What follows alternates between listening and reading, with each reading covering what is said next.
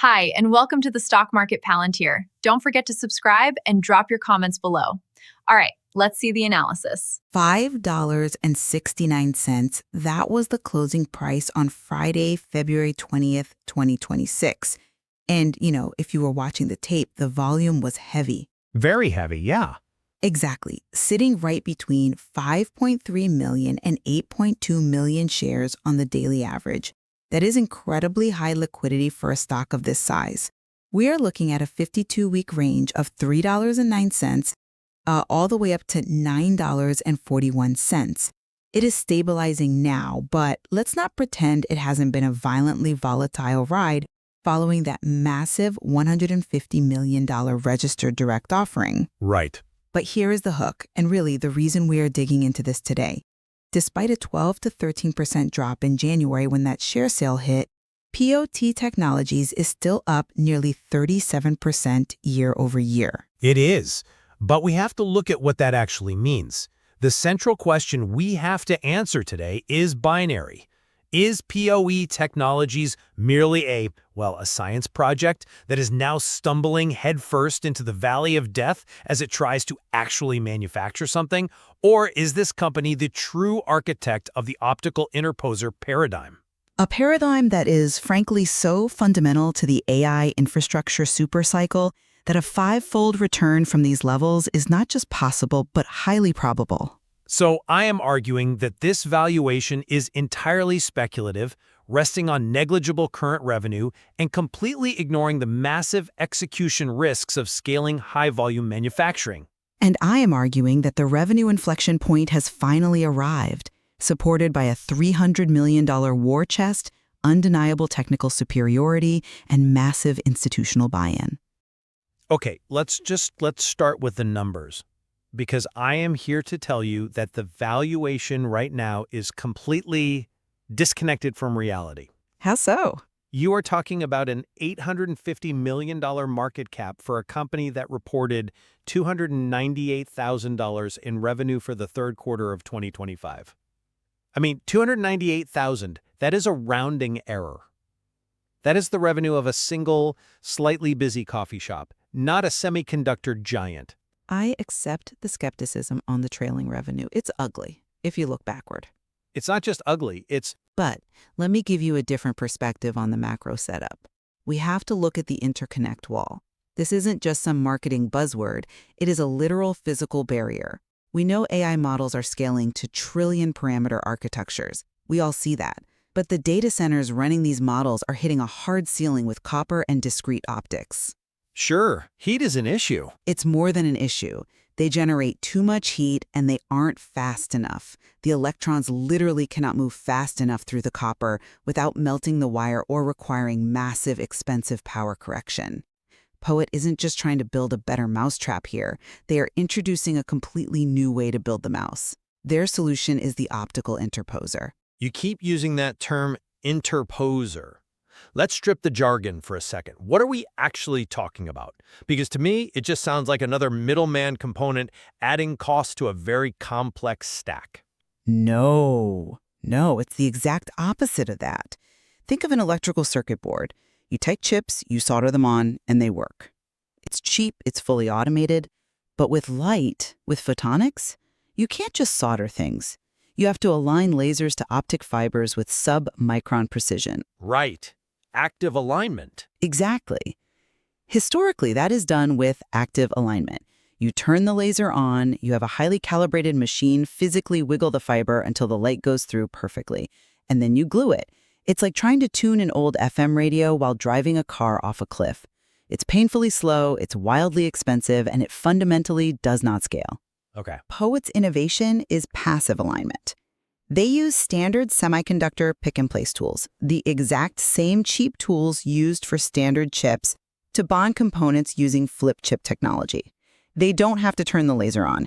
The interposer aligns it automatically. It's like plugging a USB cable into a port. It just fits. This is a manufacturing abstraction layer that finally solves the scalability problem. I get the physics. Look, passive alignment is the holy grail. I'm not disputing that. If it works perfectly at scale, it's better. But if is doing a monumental amount of heavy lifting there. Let's talk about the cost of getting to that if.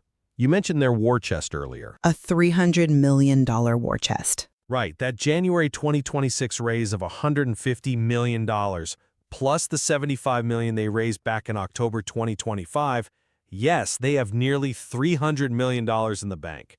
But look at the share count. It has absolutely exploded to 152.7 million shares. That January offering was priced at $7.25, and what happened? The stock immediately dropped to that level. Retail investors, the people who believed in this story for years, got diluted significantly just to keep the lights on. You call it a war chest, I call it a desperate bid to buy time. It was expensive capital. I won't deny that. Absolutely. But it was necessary capital. And look at who is buying now. This is the crucial part. Morgan Stanley increased their position by 236% in Q4 of 2025. Citadel Advisors just opened a new position of almost 680,000 shares. Citadel buys everything, though. But these aren't retail gamblers on a message board. These are the most sophisticated quantitative funds in the world. They are looking at that $300 million cash pile and they are seeing safety. They know Poet has no material debt. They have a multi-year runway now. They can survive the exact qualification cycles that kill smaller companies. I'm sorry, but smart money gets it wrong all the time. Citadel also buys bad assets to hedge other bets. We can't just appeal to authority here. We need to be honest about the valuation versus the actual reality. You have a company valued at $850 million that generated less than $300K in a quarter. That is an absurd multiple for what is effectively still a manufacturing hope. It's a forward-looking multiple. You mentioned the transition to manufacturing, and that is exactly my point. This is the valley of death. Moving from winning a Lightwave Innovation Award, which is great for the lab, looks nice on a shelf, to high-volume manufacturing, or HVM, is where companies go to die. It is exponentially harder to ship millions of units with perfect yield than it is to make a prototype work in a controlled, pristine environment. They had a net loss of $9.4 million in the last reported quarter. Until they prove they can ship at scale, this is a highly speculative bet. That is the rearview mirror view. Let's look through the windshield for a minute. Let's talk about the moat, specifically the technology, because you brushed past the actual specs. You mentioned the difficulty of manufacturing, but the optical interposer is specifically designed to solve that difficulty. The industry standard insertion loss for silicon photonics, take Intel's monolithic approach, for example, is somewhere between 1.5 and 2.5 decibels. That's so much signal you lose just coupling the light. Right. POT is achieving less than 0.5 decibels. Okay, 0.5 versus 1.5. For the non-engineer listening, does that actually matter in the real world? It matters immensely because loss equals heat. If you lose signal, you have to pump more power in to drive the laser harder to compensate. Look at what NVIDIA is doing right now. They need co-packaged optics, or CPO, because they have to get the power consumption down. The math is staggering. PoET reduces power consumption for 1.6 terabit modules by approximately 68%. 68%! Yes! We are talking about dropping from roughly 25 watts down to about 8 watts compared to traditional pluggables. When you are a hyperscaler like Google or Microsoft, and you are running hundreds of thousands of these modules, that power saving is tens of millions of dollars in electricity. That is literal money in the bank. I hear the efficiency argument, but Poet isn't the only game in town solving for heat. You have IR Labs, you have Light Matter, which, by the way, was just valued at $4.4 billion, and you have Broadcom. You cannot ignore Broadcom. They have the Bailey platform. Yes, it's proprietary. Yes, it's closed, but it's Broadcom. They basically own the switch market. Why would a data center architect risk their career on Poet's unproven, agnostic interposer when Broadcom offers a good enough solution that comes with a warranty from a $500 billion behemoth? Because Broadcom actively wants to lock you in. Their system is a walled garden. Once you are in, you don't get out. Poet is agnostic. The interposer is a platform that works with any laser, any switch. They aren't trying to lock you in. They're trying to be the universal connector. And frankly, Broadcom's approach is thermally limited anyway. Poet's approach, placing the laser on the interposer, not baking it directly into the silicon, allows for significantly better heat management over time. That agnostic approach is a double-edged sword, though. Being compatible with everyone often means you are perfectly optimized for no one. But let's pivot to the commercialization, because this is where the rubber meets the road. You seem to think this inflection point is already here. Why? Because of a single $5.6 million order? Yes, precisely because of that order. That $5.6 million order isn't R&D money. That is a hard production order from two key customers, expecting to ramp in 2026. That is the very start of the hockey stick curve. And look who they are doing it with. They aren't trying to build their own billion-dollar factories. They have Foxconn and Luxshare. The iPhone makers. Exactly, the iPhone makers. By partnering with the biggest original design manufacturers in the world, they effectively solve that scale issue you keep bringing up. They hand off the manufacturing complexity to the companies that literally build iPhones by the hundreds of millions. They also have Sivers for lasers, Semtech for drivers, NTT for mobile AI. This isn't some lonely startup trying to build a fab in a garage. This is a fab-light model, leveraging the absolute best in the business. I see the partners, and Foxconn is certainly a massive name, but we have to talk about the qualification lag. You know this industry inside and out. Hyperscalers, Meta, Google, Amazon, they do not just plug new hardware into their critical infrastructure because it won a magazine award or because Foxconn assembled it. It takes 12 to 18 months to qualify these components. It takes time, yes. They run them hot, they run them cold, they literally try to break them. So while you are celebrating a $5.6 million order today, the clock is ticking. They are burning cash on R&D, $3.7 million in Q3 2025 alone. If those qualification cycles slip, if a hyperscaler says this is great but come back in 6 months with a minor tweak, they might need more money, and that means more dilution. But they have the cash runway now to handle a slip. That's exactly what the $300 million is for. It buys them the time to iterate without panicking. Maybe, but there is a massive elephant in the room we haven't touched on yet. Geopolitics.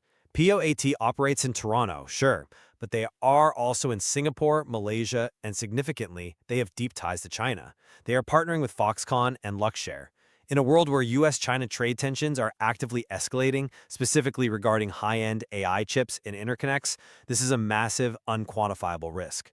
A single stroke of a pen in Washington or Beijing could halt the export of 1.6T transceivers entirely or disrupt that entire supply chain.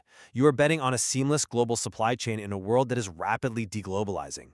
That is a valid risk, I will give you that. But it is a risk for the entire semiconductor sector. NVIDIA, Apple, AMD, they all rely on this exact same supply chain. If that chain breaks, the whole market crashes, not just POET. But let's look at the specific catalyst driving demand right now, DeepSeek. The rise of incredibly cost-efficient AI models like DeepSeek is driving massive demand for lower-cost optical modules. This heavily favors POET's wafer-scale manufacturing model because they can drive costs down in a way that active alignment simply cannot compete with. The elite score of 4.5 they just got in February 2026 from Lightwave Innovation Reviews validates that the 1.6T engine is ready for prime time. The tech works, and the cost structure works. Cost reduction is purely theoretical until you are actually manufacturing at scale. Right now, their unit economics are likely terrible because they haven't hit volume. It's a classic chicken and egg problem. They need massive orders to lower their costs, but they need low costs to steal orders away from the incumbents. Which is exactly why the Foxconn partnership is key. Foxconn operates exclusively on volume. But let's step back and boil this down to the actual investment thesis. We are talking about the path to a 5x return from here. I'm listening. Walk me through the math, because I don't see it. Okay. To go from $5.69 to roughly $28.45, the market cap needs to hit about $4.3 billion. Now, look at the total addressable market, the TAM. The silicon photonics market is projected to be between $32 billion and $54 billion by 2035. 2035 is a very long way away. A lot of companies die before 2035. But markets price in the future today. If POET captures just 5% of that low-end estimate, that's $1.6 billion in annual revenue. Apply a very reasonable 10x multiple to that, and you have a $16 billion company. I'm not even asking for that. I'm asking for a $4.3 billion valuation for the 5x. That is a fraction of what light matter is valued at right now, today, with arguably less manufacturing maturity. So aiming for a $4.3 billion market cap is actually quite conservative if they capture any real market share. You are assuming the share count stays perfectly flat to hit that price target, but we literally just saw them dilute by huge margins. If they burn through that $300 million and need to raise again before the revenue truly ramps, that 5x target gets exponentially harder to hit because the pie is sliced into more and more pieces. And your timeline is frankly very optimistic. You are quoting 2035 projections. I am looking at 2026 and 2027. The market isn't going to sit around and wait 10 years for them to capture 5% of the market. The market is forward-looking. Also consider the beta. The stock has a beta of 2.0. It moves twice as hard as the overall sector. If the AI bubble deflates even slightly, if NVIDIA misses a single quarter, if the hype around LLMs cools down, POET is going to crash significantly harder than the big boys. You are taking on massive volatility risk for a payoff that relies on absolute perfect execution. I'm not convinced by that line of reasoning because you are pricing it as if the transition hasn't already started. The volatility is just the price of admission. When you look at the sheer physics of the problem, the heat and the speed, there is no other way forward but optical. And frankly, I don't think they even need to get to $16 billion on their own. Vertical integration is the macro trend right now. Cisco acquired Acacia, NVIDIA is buying up interconnect tech left and right. Acquiring POET to entirely bypass years of hybrid integration R&D makes perfect sense for a major player. If they prove the tech with Foxconn this year, they get bought. Or they get completely crushed by a giant who decides to just do it themselves. But let's pause there and really drill down into that valley of death concept one last time as we wrap up. You glossed over the Q3 2025 financials earlier. Operations use a negative $2.8 million. That burn rate is manageable now because of the raise, yes, but that raise came at a terribly steep cost to existing shareholders. It is short-term pain for long-term stability. Without that raise, they wouldn't have the runway to negotiate from a position of strength with the likes of Foxconn. They would be desperate. Now having $300 million in the bank fundamentally changes their negotiation leverage. It tells the partners, we are here to stay. It also allows them to pursue targeted acquisitions of their own, maybe buying a laser manufacturer or a specialized driver IC company to vertically integrate themselves. That strengthens the moat. That is a fair point on the leverage. Cash absolutely buys you a seat at the table. I'll give you that. But we are nearing the end here, so let me summarize my position. The technology, that sub 0.5 decibel loss, is impressive. On paper and in the lab, it is fantastic. I am not disputing the underlying physics, but execution is everything in this industry. POET Technologies is squarely in the valley of death. They have raised cash, yes, but at the cost of massive dilution. They are valued at $850 million with less than $300,000 in quarterly revenue. The market is pricing in absolute perfection. I firmly believe investors should wait. Wait for that $5.6 million order to actually turn into consistent quarter-over-quarter revenue growth. Don't buy the hype until the factory lines are actually moving and the yields are proven. That's a cautious approach, and I respect it. But fortune favors the bold in these super cycles. The risk-reward ratio has fundamentally shifted. The science project phase ended the moment they signed with Foxconn and secured that $300 million war chest. They have the money, they have the Tier 1 partners, and they have the superior tech. The market, specifically institutional giants like Morgan Stanley, is forward-looking. They are pricing in the inevitable shift to optical interposers because the laws of physics essentially dictate it. We are in a world constrained by power and heat. POET provides the only scalable manufacturing abstraction layer to solve that. The volatility we see, the brutal drops, the massive spikes, that is simply the price of admission for a potential 5x return in the greatest hardware supercycle we have ever seen. Well, time will tell if the interposer can truly bridge the gap, or if the valley of death claims another promising victim. Indeed it will. There is certainly a lot more to explore here as those 2026 orders start to print. If you like this video and want to watch more content like this, don't forget to subscribe. Thanks for watching. See you.